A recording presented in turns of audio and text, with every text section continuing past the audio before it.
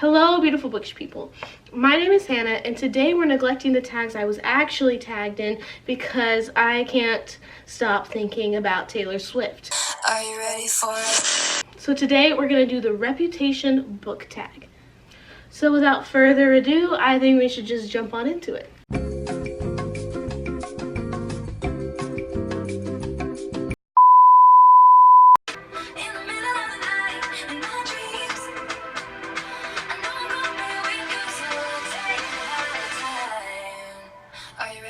So the question that goes along with Ready For It is your 2018 most anticipated release.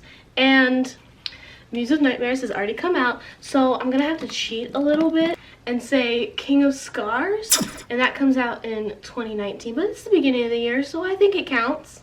So the next song is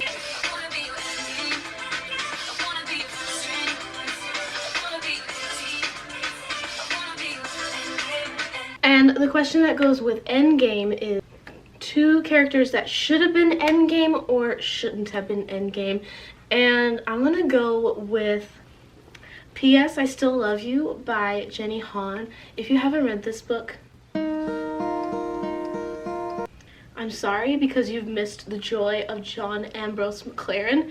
He is so beautiful, but to be fair, he's just my type. He's like preppy and sweet and like super nice, and I loved him and I wanted them to happen, but they didn't because Peter happened.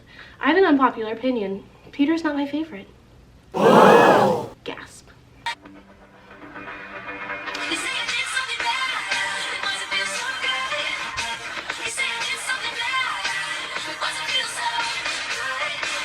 So the question for I Did Something Bad was a character's decision that was terrible but you loved reading about. And I thought about this question. I was like,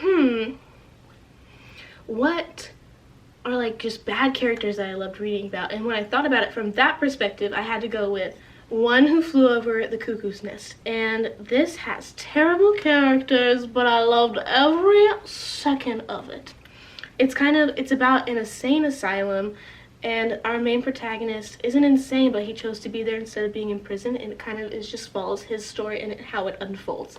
So yes, I had a good time, but as I'm thinking about it, it's not my favorite.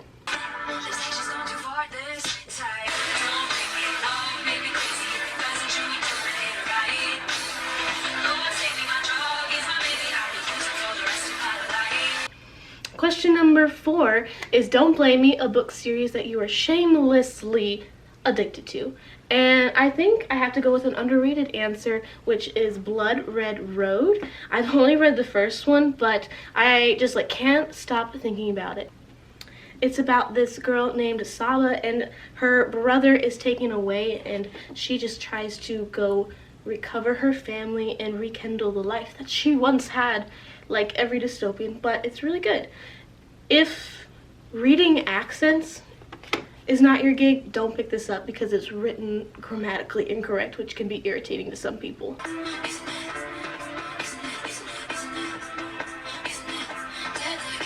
So question number 5 is Delicate, a book that has a bad reputation but you loved. And I'm gonna go with a classic answer for this, and I'm gonna say Paradise Lost by John Milton. When I was in school, way back in the day, we had to read this for high school English, and everybody hated it. And I was like the only one sitting in the back corner that was like, I don't know, I kind of liked it because I thought the verses were really good. And it told a really prolific story in a verse in a way that I hadn't heard it before. And I don't know, I just liked it. So there you go.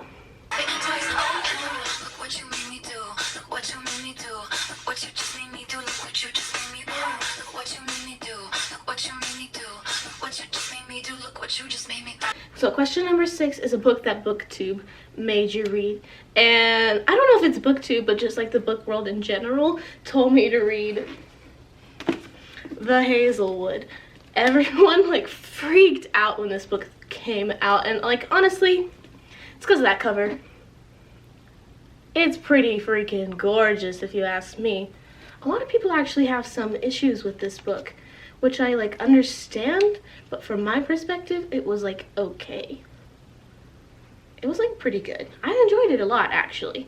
The next question is,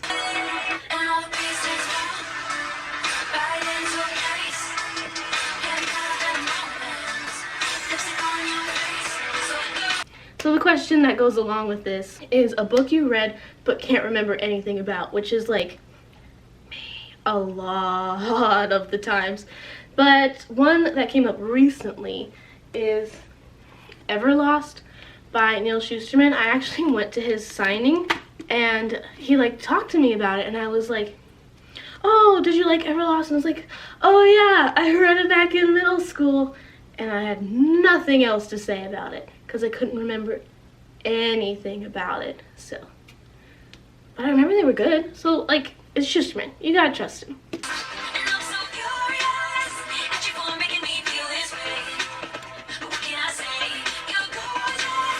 So the question that goes along with this one is a book with a gorgeous writing style, and I had not a shadow of a doubt in my mind when you asked me this. I have to go with my classic, one and only, Laini Taylor.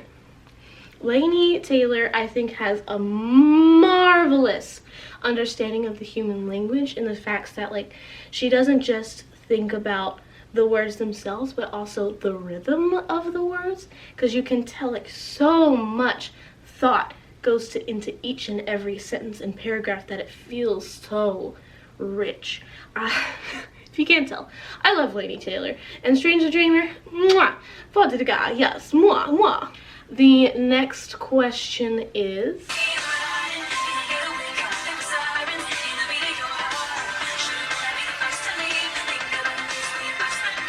so, Getaway Car, name your favorite love triangle. Also, my first instinct was to say The Pearl by John Steinbeck. Like, with anybody, The Pearl is a love triangle. But the better judgment got the best of me. And I'm going to say the Kiss of Deception series by Mary E. Pearson. I love Mary E. Pearson. I think she handles everything she touches marvelously. I haven't finished this series, so I couldn't tell you who she chooses, so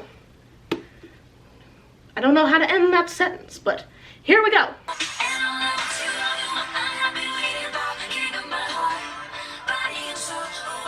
So the question that goes along with King of My Heart is your favorite character of all time. And the classic answer would be Percy, because he trumps a lot of people. But if you want a new one, I really liked Francis from Radio Silence. I know I just did a review, but I loved this book. And I think that one has to be the answer if you don't want an OG. Of course you picked that answer. So the next question is... She's like not having it. Yeah, we were dancing. I'm sorry. Dancing with Our Hands Tied. A book that had a great opening, but a lackluster ending. And I didn't have a shadow of a doubt when I saw this question, because I just finished this book. There's Someone Inside Your House by Stephanie Perkins. This has a great opener. Starts right out with the guns. Someone dies.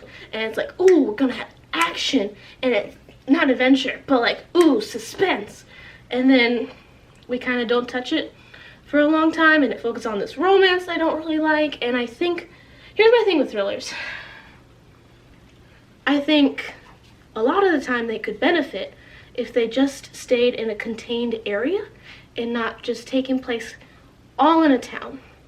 Like if all of these teenagers were in a house, I think it would have served the plot much better. It would have been so much more suspenseful. That's my 2 cents. Anyway, the next question is...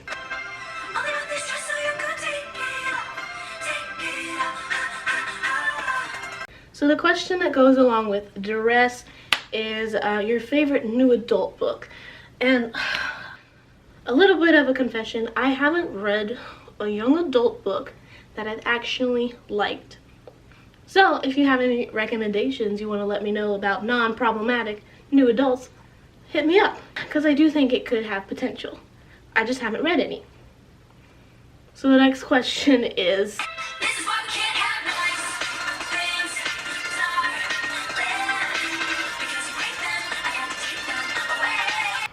This is why we can't have nice things.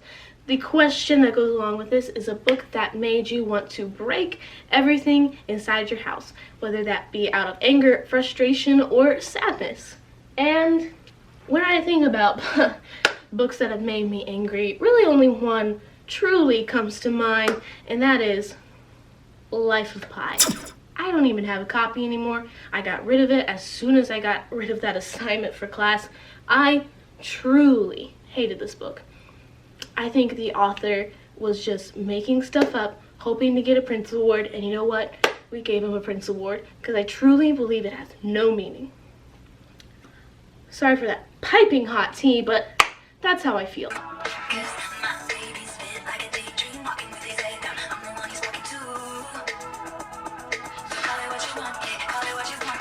Call it what you want. A book that you would change the title of. And I have looked at my shelf for the past 2 days, because that's why I thought about doing this tag. And I truly don't think I would change any title. And then a war flashback came over me, and I was like, do you remember that cringy book you read back in middle school that was titled The 10 Things We Did and Probably Shouldn't Have? I don't know why this title just annoys me and irks me so much. I just think it's so cringy, and I would change that to make it like non-exist. Wow. I'm just really salty today. I don't know why.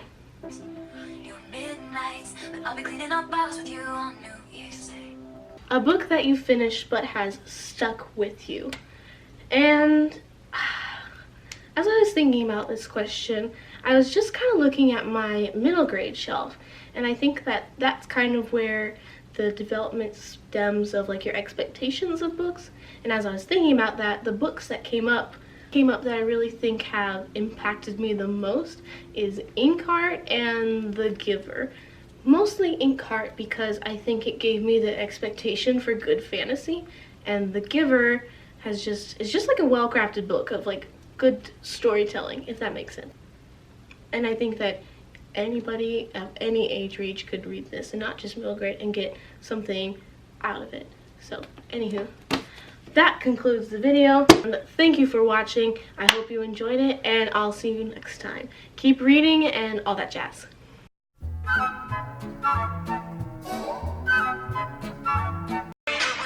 Ooh, Ed, coming through.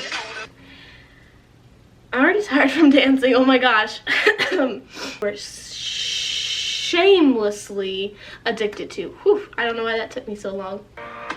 I loved you in secret. First sight, yeah, we love without reason. That was way too dramatic. I think it does. What am I saying?